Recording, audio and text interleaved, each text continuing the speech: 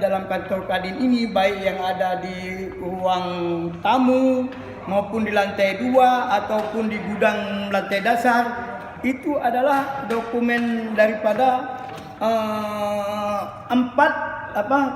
empat sosialisasi 4 pilar MPRI, ya, yang seharusnya ini sebagai anggota DPR ini harus disosialisasikan ke masyarakat, karena ini semuanya menggunakan anggaran negara.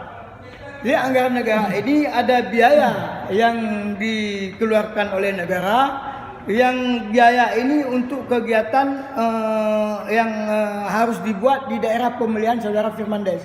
Tapi ini diduga tidak pernah dilaksanakan. Ada berapa banyak tuh Pak? Ini ratusan.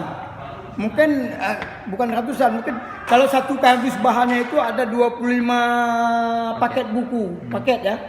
Ada puluhan paket masuk di atas. Termasuk ini sertifikatnya harus diserahkan kepada masyarakat. Kenapa ini kita merasa keberatan? Ini milik pribadi saudara Firmandes, malah dititipkan di kantor Kadin Aceh, dan yang menerimanya malah pegawai Kadin yang tidak ada hubungan dengan program ini.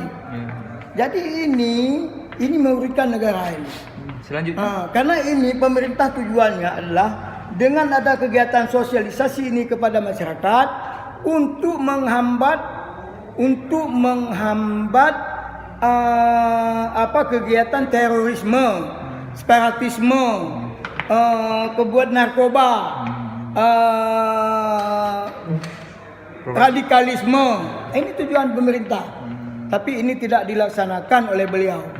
Jadi barang bukti ini sebagai salah satu bukti beliau ini sudah menggunakan kantor Kadin Provinsi Aceh untuk kepentingan pribadi beliau.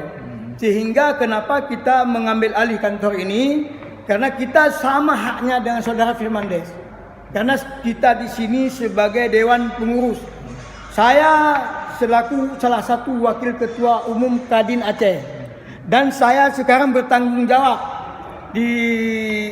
dipercayakan oleh teman-teman, oleh pengurus sebagai ketua komite penyelamat Kadin Aceh.